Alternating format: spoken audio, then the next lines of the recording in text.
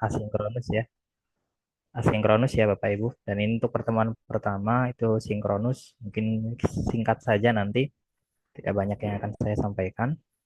Dan untuk tadi saya minta mendadak jadi kepada Bapak PJ ya untuk bagaimana kalau sekarang saja begitu ya. Karena kalau besok ternyata tidak bisa untuk Bapak Ibu semuanya. Nah, Bapak Ibu, eh, Bapak Ibu ini semester 6 ya? Ya, Ya, betul Pak, betul. semester 6 ya. Oh ya, baik. Dan mata kuliah publikasi ilmiah, apakah sebelumnya sudah ada pengantar publikasi ilmiah? Belum ada Pak, cuman penulisan metodologi penelitian mungkin Pak. Oh, Medlit. Baik, Oh, baik. ya, Madrid. Oh ya, baik. Dan hari ini nanti untuk presensi akan saya bagikan melalui Google Form saja, Bapak Ibu. Jadi saya tidak bisa menyapa satu persatu mungkin. Kalau tidak salah kelas ini ada 50-an ya, Bapak Ibu ya? Yang aktif itu sekitar 48 Pak. Oh iya, 48. 48. Kalau di pembelajaran biasa, karena saya sedang di perjalanan begitu ya, biasanya saya sapa satu persatu begitu. Saya absen satu persatu, saya pengen tahu begitu ya. Tapi karena hari ini ada keterbatasan dan lain hal, dan ini juga baru 17 yang bergabung sepertinya, dan saya sangat memaklumi begitu ya, karena jadwalnya tadi mendadak, dan itu saya pikir juga Bapak Ibu pasti ada kegiatan yang lain, mungkin sambil mengajar, begitu ya. Mungkin sambil beraktivitas lain, jadi kemudian belum bisa stay di handphone ataupun juga belum bisa di stay di Zoom ini.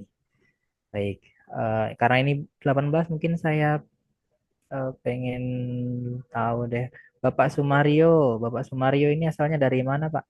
Oh, saya dari Palembang Pak, Dari Sumatera Selatan. Palembang. Ya, Oh Palembang. iya, Alhamdulillah. Ibu Ihwatin, Ibu Ihwatin dari mana? Dari Pak,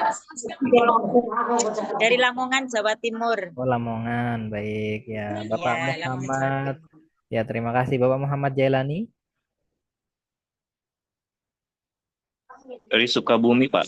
Kabumi, baik terima kasih. Pak Burhanadi, Jogja, Pak. oh, dari Jogja, ya. Baik terima kasih. Pak Ahmad Royani, Pak Ahmad Tanah Royani, Laut Pak, Banjarmasin, Kalimantan oh, Selatan. dari Banjarmasin ya. Pak Oop Mustafa, Dari ini, Pak, oh, Solo, dari Sukabumi, Jawa Barat. Sukabumi, baik terima Sukabumi. kasih. Bu Manhiatun Nikmah Dari dari Indramayu. Indramayu ya. Pak Rudi Agus, Dari Lombok. oh ya baik. Pak Muhammad Abdurrahman, Iya Pak, ya dari mana Pak? dari siapa Magetan Pak? Oh dari Magetan, baik. Bu Leliana, Dari Cirebon, Pak. oh, dari Cirebon ya. Oke ini mungkin yang lainnya masih tidak apa-apa. Ini untuk pertemuan kali ini Bapak Ibu, barangkali ada yang masih berkegiatan, saya sangat memaklumi, tidak apa-apa.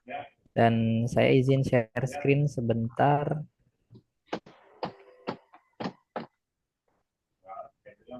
Bapak Endang Savitri ada. Ya, mana Ibu? Oh, ya, ini tadi yang saya panggil yang on cam gitu. Barangkali yang off cam ini belum stay gitu ya. Oh, Ibu Endang Dari dari Kota mana? Cirebon, Pak. Dari Kota Cirebon. Oh, dari Cirebon Kota. Baik. Ya, terima kasih. Bu Didah Dari Garut, Pak. dari Garut. Oh, iya, iya. Iya. Oke, baik. Ya, terima kasih ya Bapak Ibu. Ya, sebelumnya saya ucapkan ke yang sudah menyempatkan waktunya untuk hadir pada pagi menjelang siang ini. Alhamdulillah saya senang bisa bertemu dengan Bapak Ibu semuanya karena dari sekian nikmat yang Allah berikan ini adalah nikmat yang saya terima begitu ya dipertemukan dengan Bapak Ibu semuanya. Kalau untuk semester 6 itu mungkin saya pernah bertemu tapi di kelas yang lain, di mata kuliah yang lain begitu ya. Tapi kalau untuk kelas ini, baru kali ini saya berjumpa dengan Bapak Ibu ya, kelas A6. Betul ya, baru pertama kali kan bertemu dengan saya ya. Iya Pak, Iya, Pak. tapi Ya, berkesan Pak. Baik, terima kasih. Semoga Bapak Ibu senantiasa diberikan kesehatan, kelancaran, begitu ya, untuk dalam proses perkuliahan, karena tidak terasa nantinya dalam beberapa semester ke depan, Bapak Ibu mungkin sudah harus menyelesaikan, begitu ya. Kalau mata kuliah mungkin banyak semester ini, semester depan mungkin tinggal sedikit, begitu ya, dan segera untuk menuntaskannya. Dan saya yakin di tengah kesibukan Bapak Ibu semua, Bapak Ibu memiliki tekad dan juga memiliki semangat untuk ikhtiar menyelesaikan studi di WIN Cyber Center Jati Cirebon ini. Oke, saya izin share screen terlebih dahulu. Bapak Ibu, mungkin nanti hari ini tidak banyak yang akan saya sampaikan kepada Bapak Ibu.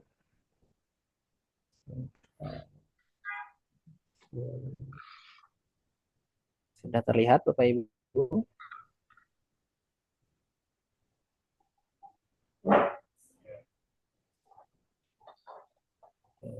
Sudah terlihat ya?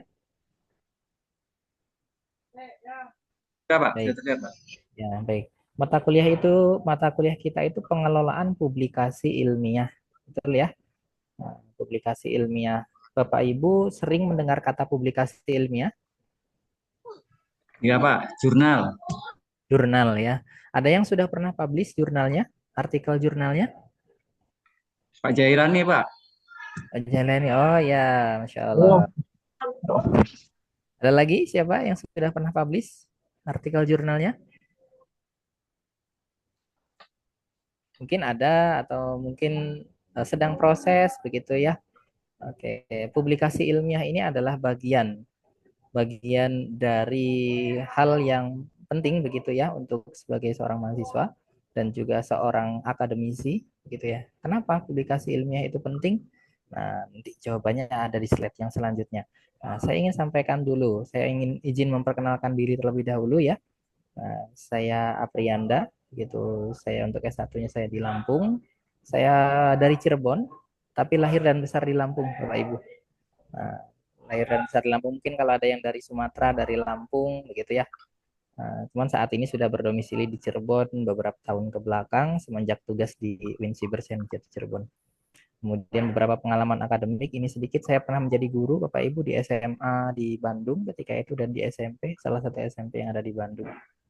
Kemudian pernah menjadi asesor PPG Prajabatan dan aktivitas saat ini membersamai Bapak Ibu dan teman-teman mahasiswa. Kalau untuk home base saya di IPS, Tadris IPS FITK, dan untuk aktivitas lainnya di perjurnalan yang menjadi editor jurnal, reviewer jurnal beberapa begitu. Ini sekilas dari saya. Dan bisa dipanggil Pak Apri begitu ya, Pak Ayanda juga boleh sama. Umurnya berapa, Pak? Saya umurnya lebih junior dari Bapak Ibu sepertinya ya.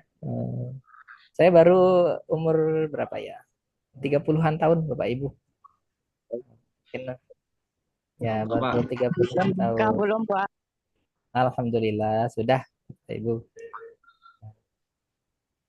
Ya, tinggalnya saat ini di Cirebon Talun, di Talun ya, tidak jauh dari kampus. Mungkin ada yang sekitar Talun begitu, jangan-jangan tetangga saya gitu. Tangga Bu Endang, Pak. Oh iya, dari Sumber Ibu ya. Enggak, saya di Gunung Sari, Gerage, Pak. Oh, Tapi Grage. suka Suka ke Sumber, Ibu. Ya, baik. Itu profil sekilas saya ya, Bapak Ibu. Dan hari ini sesuai dengan rencana, begitu bahwasanya pertemuan pertama adalah kontrak perkuliahan. Nah, ini adalah kontrak perkuliahannya. Oke, sebentar saya melangkah dulu.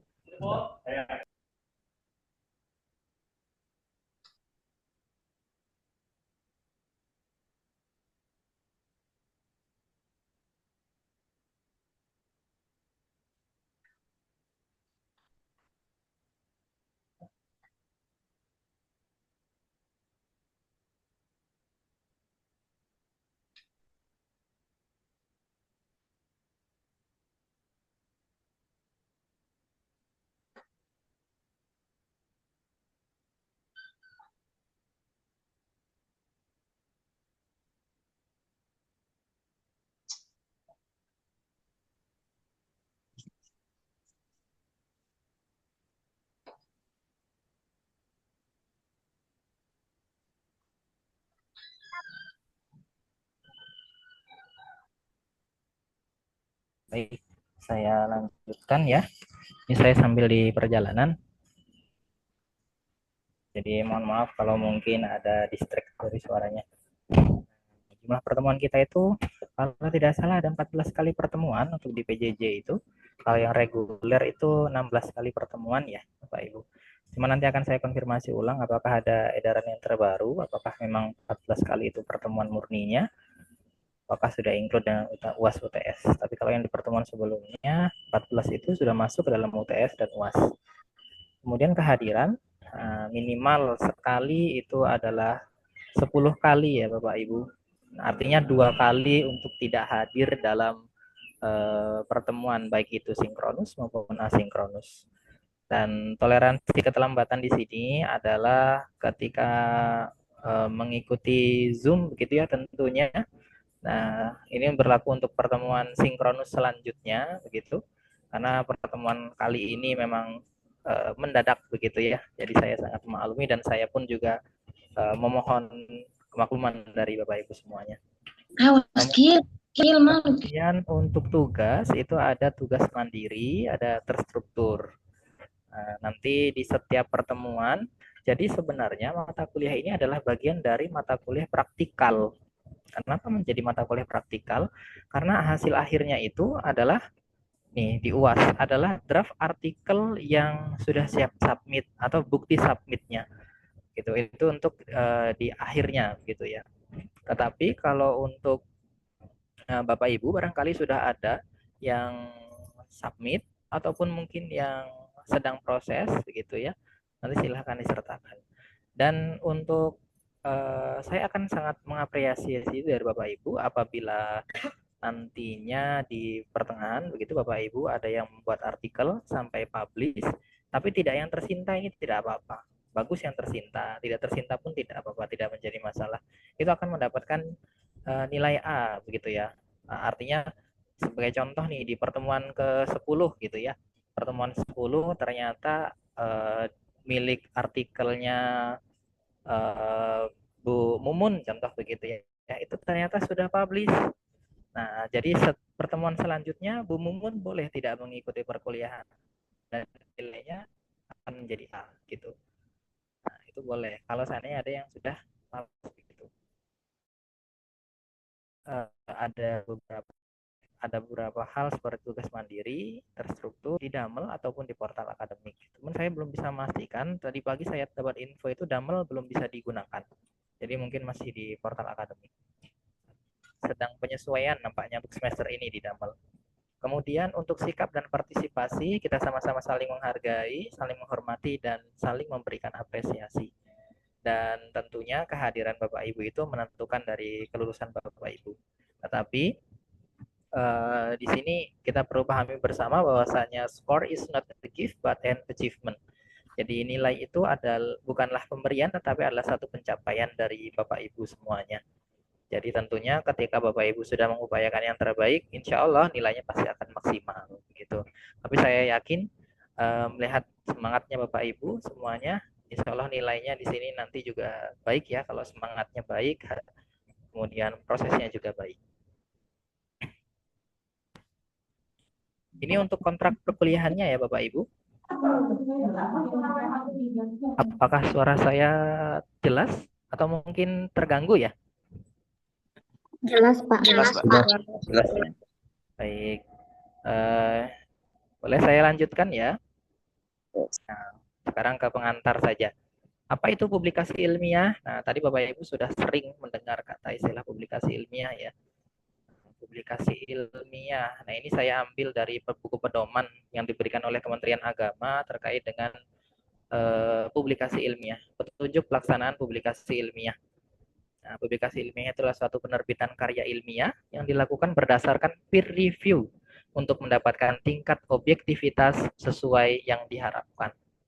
Jadi publikasi ilmiah itu adalah satu karya ilmiah ya, bisa di dalamnya itu buku, bisa artikel, bisa HKI begitu ya.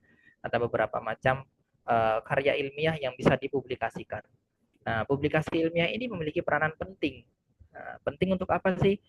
Kalau untuk mahasiswa tentunya publikasi ilmiah ini adalah meningkatkan kompetensi, kemudian meningkatkan juga eh, eh, apa ya, prestis gitu ya, prestis terhadap mahasiswa. Tapi kalau teman-teman Bapak Ibu di sini ada yang sudah menjadi guru begitu ya, dan ini bisa menjadi salah satu penunjang untuk jabatan fungsional nantinya. Fungsional bagi guru, bagi pertama jadi penunjang untuk jabatan fungsional tertentu. Nah, untuk naik ke jabatan fungsional tertentu biasanya ada karya ilmu.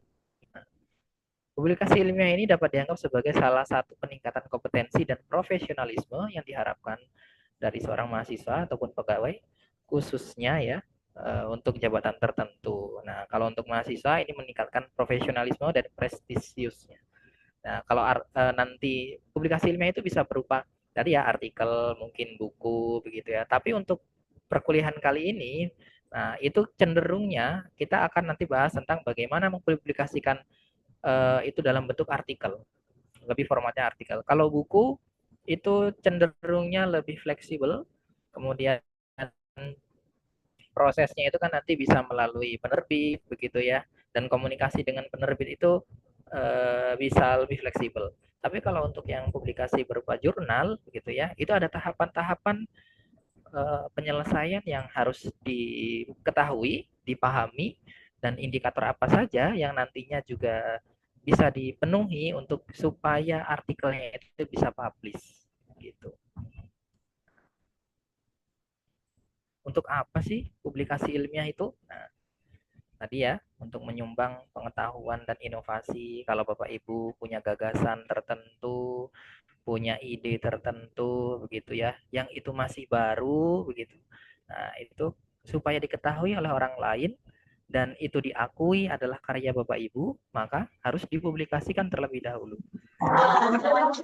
Kalau tidak dipublikasikan, nanti diklaim oleh orang lain, maka itu menjadi karya orang lain. Oke. Kenapa banyak ilmu pengetahuan itu? Kalau kita melihat buku-buku perkembangan ilmu pengetahuan pada masa kuno, begitu ya, pada masa kuno, itu didominasi oleh Yunani, didominasi oleh Eropa. Itu kenapa? Karena salah satunya adalah cara mempublikasikan itu. Jadi mereka mempublikasikan, kemudian mengakui, mengokohkan bahwasanya itu adalah karya ilmu pengetahuan dari mereka. Nah, begitupun nanti ketika Bapak Ibu punya ide, punya gagasan, nah itu dipublikasikan salah satunya untuk mengokohkan bahwasanya itu adalah karya dari Bapak Ibu untuk memvalidkan dan supaya orang lain itu tahu, oh Bu Didah begitu ya, itu keilmuannya tentang PAI di bidang pembelajaran. Nanti orang-orang bisa tahu begitu ya. Itu untuk mengokohkan. Kemudian peningkatan kompetensi. Ya, tentunya ya kompetensi dalam menulis, karena menulis itu adalah bagian yang kompleks. Sebelum menulis tentunya seorang itu membaca. Nah, dengan membaca itu maka pengetahuan akan bertambah. Nah, setelah membaca kemudian ditulis, dipublikasikan, dibaca oleh orang lain. Nah, intinya jadi apa yang kita baca dituliskan dan akan dibaca oleh orang lain, dan insya Allah bisa memberikan kebermanfaatan bagi orang lain. Nah, publikasi ilmiah yang berkualitas dapat memberikan pengakuan dan prestis. Nah, ini tentunya ya, pengakuan tadi diakui bahwasannya Bapak A begitu ya, itu ahli dalam pembelajaran PAI. Bapak B itu ahli dalam bab fikih begitu. Nah, itu melalui publikasi ilmiah ini. Kemudian publikasi ilmiah memperkuat kredibilitas dan otoritas. Nah, sebagai seorang pegawai pemerintah ataupun juga sebagai seorang mahasiswa dalam bidangnya. Bapak Ibu tentunya di bidang PAI ya, pembelajaran PAI. PAI kan cukup luas ya, Bapak Ibu. Jadi banyak yang bisa diobservasi, banyak yang bisa untuk nantinya dieksplorasi dan akhirnya dipublikasikan. Nah, publikasi ilmiah ini memungkinkan penyebaran pengetahuan dan pertukaran gagasan. Nah, antara pegawai, peneliti maupun juga praktisi. Kalau yang ada di sini itu sangat mungkin yang ada di sini Bapak Ibu ini ada akademisi, ada juga mungkin yang ingin menjadi peneliti, nah, ada juga yang sudah menjadi praktisi. praktisi, mungkin mengajar di pondok pesantren, mengajar di sekolah begitu. Itu sudah menjadi praktisi, merangkap sebagai akademisi juga. Gitu. Kemudian publikasi ilmiah ini bagi pemerintah juga dapat menjadi persyaratan dan faktor penilaian dalam proses promosi. Ya, ini kalau dalam konteks pegawai pemerintahan. Tapi kalau dalam konteks mahasiswa, itu di beberapa kampus itu sudah menerapkan, yaitu tanpa skripsi tapi sudah publikasi. Nah, ada yang kemudian mensyaratkan kalau sudah mempublikasikan artikel jurnal Sinta tertentu begitu ya, itu kemudian boleh tidak menuliskan skripsi itu, atau skripsinya itu tugas akhirnya digantikan oleh publikasi. Nah, kalau di kita di Winsiber itu tempo hari itu sedang mencoba diformulasikan begitu ya. Yang cocok, yang tepat itu seperti apa? Apakah tugas akhirnya itu nanti bisa lebih beragam? Apakah masih skripsi atau seperti apa? Tetapi tempo hari dari Lembaga Penelitian dan Pengabdian Masyarakat LP2M kampus kita itu mengambil perhatian yang cukup gitu ya, untuk apakah publikasi ini bisa menjadi prasyarat untuk menyelesaikan studi tanpa skripsi. Gitu. Ini tadi pentingnya publikasi ilmiah. Dan untuk petunjuknya ini,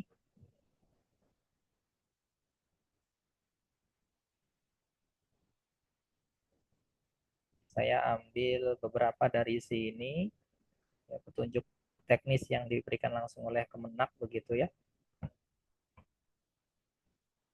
Nah, proses dari publikasi itu ada penilaian, ada seleksi, ada editing, sebelum editing juga ada preview gitu ya, dan seterusnya sampai kepada bisa publish.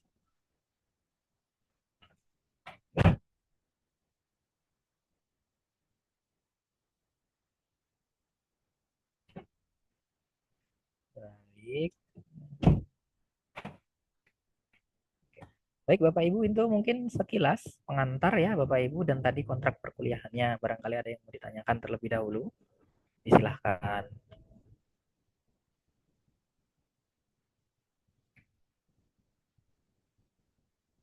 Ada yang mau dikonfirmasi terkait kontrak ataupun juga terkait pengantar ya tentang publikasi ilmiah. Karena publikasi ilmiah ini tentu sangat dekat dengan akademisi ya, akademisi, peneliti, akademisi.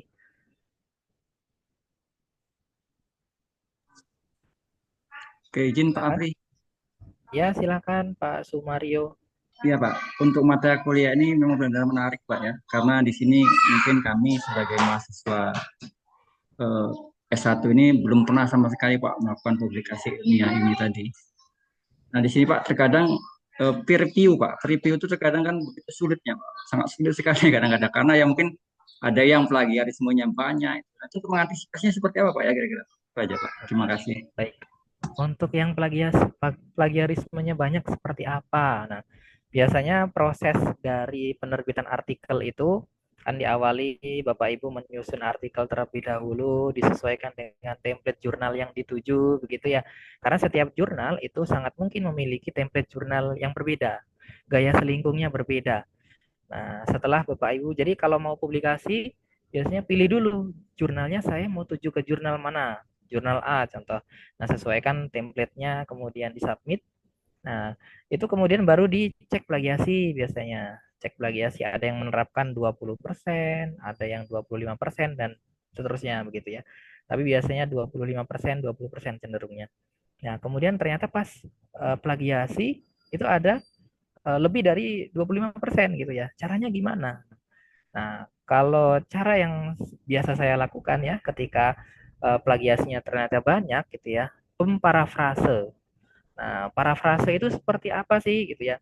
Nanti untuk lebih teknisnya di pertemuan-pertemuan selanjutnya. Tapi sekilas parafrase itu adalah, kalau saya biasanya itu, saya tadi yang terkena plagiasi itu ada di atas, saya menuliskan ulang di bawah, kalimatnya di bawah begitu ya. Dan saya baca dulu satu kalimat, nah, saya dapat inti pokoknya, saya ketik menggunakan bahasa saya sendiri. Nah, tapi intinya tetap sama gitu. Intinya tetap sama. Karena biasanya para plagiasi itu akan membaca keterurutan keterurutan kata per kata. Ada yang menghitungnya 14 kata secara berurutan begitu ya. Kalau yang Turnitin waktu tempo hari yang disetting oleh LP2M itu 14 kata yang berurutan, maka dia akan kemudian masuk ke dalam plagiasi gitu. Nah, kemudian ada juga sebenarnya sekarang sudah ada beberapa seperti alat-alat tools ya, tools untuk bagaimana memparafrase. Tapi yang saya ketahui ya itu tidak efektif begitu. Lebih efektif kemudian tadi menggunakan bahasa sendiri, kemudian kita ketik ulang begitu. Dan beberapa waktu lalu juga dengan kolega ya di jurusan itu membuat proposal penelitian untuk di Litap Dimas begitu ya. Nah, kan karena kami tim gitu ya, kami bagi bagian A, B, C begitu ya. Nah, kebetulan yang bagian saya itu langsung saya parafrase begitu ya. Saya dapatkan informasi baca jurnal artikel mana, kemudian saya ketik begitu ya. Pas dicek plagiasi, kolega saya itu bertanya gitu, Pak, ini di bagian Bapak aja yang nggak kena plagiasi, caranya gimana gitu? Ya diparafrase Bu, kata saya gitu. Yaitu yang paling efektif, kalau pakai tools yang lain akan sangat mungkin begitu ya untuk plagiasinya itu tinggi begitu. Nah, itu yang cara manual, namun yang tetap saya gunakan begitu ya. Saya pernah beberapa kali mencoba untuk yang menggunakan tools-tools itu, namun menurut saya itu belum cukup efektif. Masih efektif manual kalau bagi saya ya itu. Cuman ada juga mungkin peneliti lain begitu ya, itu yang menggunakan tools itu kemudian itu dirasa lebih efektif begitu. Itu mungkin Bapak kalau untuk yang parafrase mungkin ya, parafrase. Dan Terima kasih, Pak. mengutip itu. Baik, cara mengutip, kan kutipan itu ada kutipan langsung, ada kutipan tidak langsung. Nah, cenderungnya yang terkena plagiasi itu adalah kutipan langsung biasanya.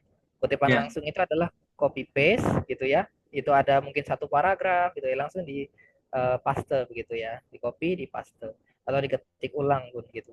Nah, yaitu kutipan tidak langsung. Biasanya kecenderungan banyak artikel jurnal itu menggunakan kutipan tidak langsung. Artinya yang sudah diparafrase.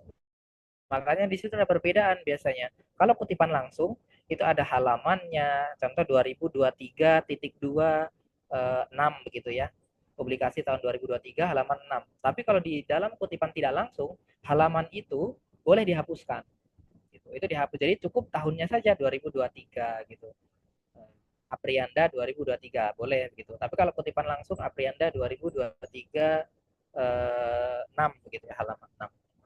Itu mungkin Bapak sekilas kalau untuk yang tadi, bagaimana kalau terkena plagiasi. Gitu ya. terima kasih Pak. Mencerahkan sekali Pak Afi. Ya, terima kasih Baik, ya. baik. Kita untuk kedepannya insya Allah kita diskusi, belajar bersama ya Bapak Ibu. Jadi nanti kita bersama akan coba mungkin bedah artikel begitu ya. Atau Bapak Ibu nanti secara bertahap dimulai dari bagaimana menyusun judul, bagaimana kemudian kita mengidentifikasi abstrak, bagaimana kita kemudian identifikasi pendahuluan, metode begitu ya. Karena sudah dapat mata kuliah metode penelitian ya Bapak Ibu. Nah, kemudian bagaimana nanti ke hasil temuan, nah, bagaimana ke pembahasan gitu ya. Kemudian bagaimana cara pengutipan, nah, bagaimana cara menuliskan referensi yang umum gitu ya. Kalau di kita itu cenderungnya makanya APA, American Psychology Association. Jadi yang kemudian ditulis nama, tahun, judul, penerbit, seterusnya. Ada yang tahunnya di akhir, itu beda lagi. Tapi kalau kita kecenderungannya apa? American Psychology Association. Nanti insya Allah ke depannya kita bisa berdiskusi lebih banyak. Nanti akan saya split, akan saya bagi-bagi satu pertemuan, kita bahas apa dulu. Satu pertemuan nanti kita bahas apa dulu, begitu ya. Jadi supaya terfokus. Dan harapan akhirnya adalah Bapak Ibu bisa menuliskan, menyusun artikel dari pendahuluan sampai akhir hasil, begitu ya, kesimpulan. Sampai penulisan referensi yang sesuai. Harapan akhirnya adalah itu gitu. Dan juga tidak hanya itu, tapi Bapak Ibu bisa juga submit artikelnya. Submit itu caranya gimana sih di OJS, Open Journal System itu gimana gitu. Sebenarnya banyak cara-cara itu bisa kita buka melalui YouTube ya.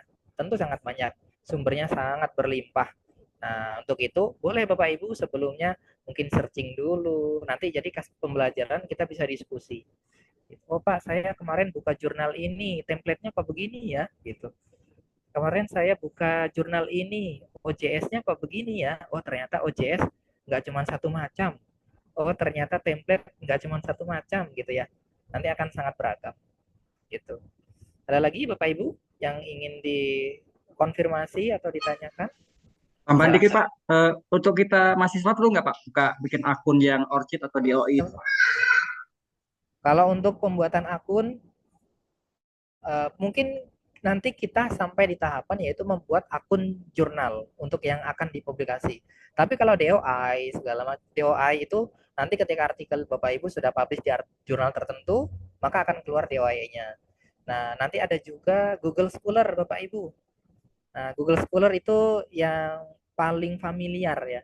Paling familiar. Bisa nanti Bapak Ibu kita buat juga boleh. Gampang kalau Google Scholar nanti buat Google Scholar, kemudian ada akun-akun yang lain Semantik, kemudian ada akun BOS, ada Scopus ID gitu ya, ada Sinta ID, itu banyak dalam publikasi. Tetapi yang paling familiar Google Scholar lah, nanti insya Allah kita bisa buat Google Scholar. Gampang, oh dari email, kemudian nanti bisa langsung dicantumkan Bapak Ibu sebagai peneliti. Itu mungkin Bapak Ibu. Dan oh ya, Google Scholar, akun Garuda itu kalaupun Bapak Ibu belum buat ya, tapi Bapak Ibu sudah memiliki artikel, itu nama Bapak Ibu sudah ada, sudah muncul. ID Garuda, contohnya ini yang paling familiar ya, ID Garuda pun itu bisa muncul kalau Bapak Ibu sudah menuliskan artikel. Tapi kalau belum menuliskan artikel, ID Garuda itu belum akan muncul. Nah, ID Garuda nanti bisa macam-macam, artinya macam-macam tuh.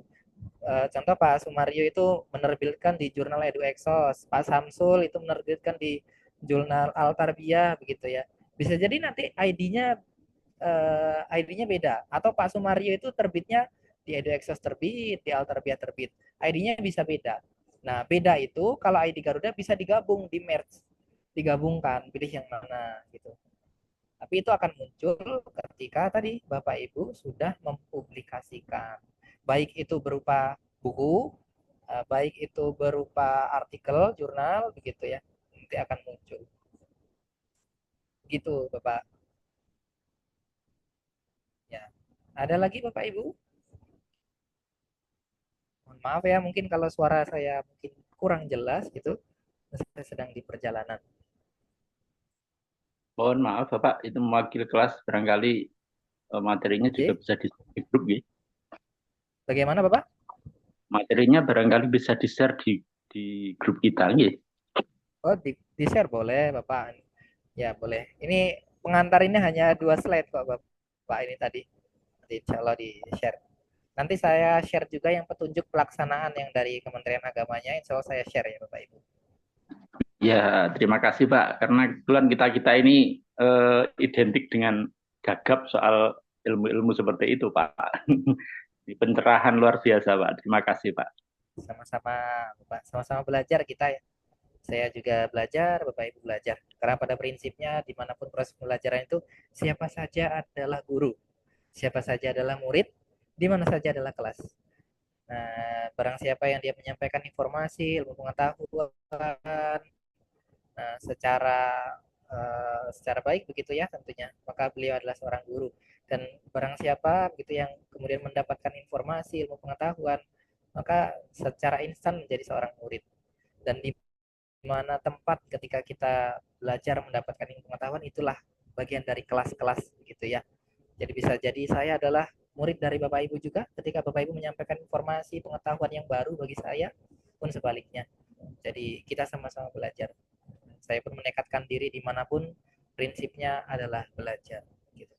Baik, izin saya melanjutkan Bapak Ibu, tapi saya melanjutkannya intermezzo Bapak Ibu ya. Nah, ini tebak gambar. Saya pengen main tebak gambar dengan Bapak Ibu. Kan baru pertemuan pertama. Nanti kalau terlalu banyak materi yang saya sampaikan, nanti lupa gitu ya. Karena pemrosesan informasi itu kan melalui proses, melalui panca indera yang didengar, melalui lihat dari mata, begitu ya. Nah, itu kemudian masuk ke otak. Nah, itu setelah masuk ke otak, apakah dia ke ingatan jangka panjang atau long term memory atau ke ingatan jangka pendek atau short term memory ya. Kalau terlalu banyak, nah itu yang lari ke jangka panjang itu biasanya cenderung sedikit, atau yang ke long term memory cenderungnya ke short term memory. Tetapi ketika informasi itu dianggap penting, unik, menarik, nah ada kemungkinan itu larinya ke long term memory. Makanya Bapak Ibu mungkin pernah ingat ketika SD dulu pernah dijewer dengan gurunya mungkin ya, atau ketika SD pernah bermain sesuatu dengan teman-teman begitu. Itu masuk ke dalam ingatan jangka panjang atau long term memory itu karena dianggap unik, menarik begitu ya, atau mungkin menyedihkan begitu ya. Nah, jadi ingatan itu. Oke, saya sekilas tadi tentang pengantar sekilas saja dan saya ingin ini bermain dengan Bapak Ibu tebak gambar. Nah, ini gambar apa Bapak Ibu? Dituliskan di kolom komentar ya Bapak Ibu.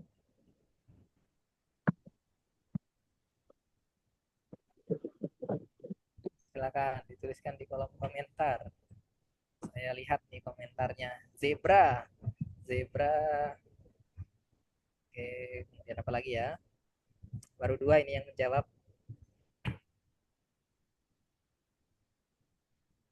Zebra bagian belakang.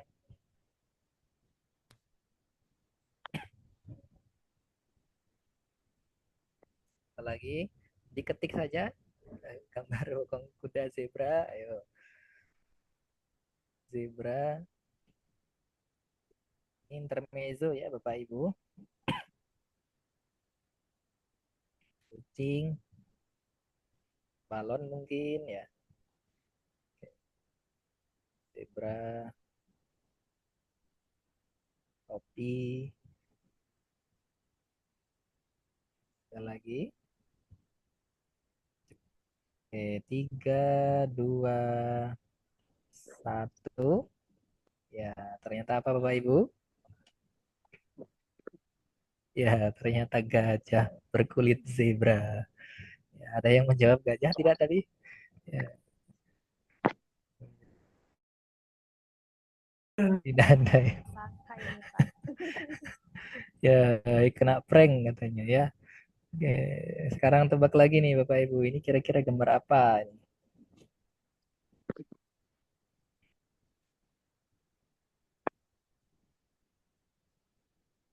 Kira-kira gambar apa ini? Coba diperhatikan dengan seksama ya.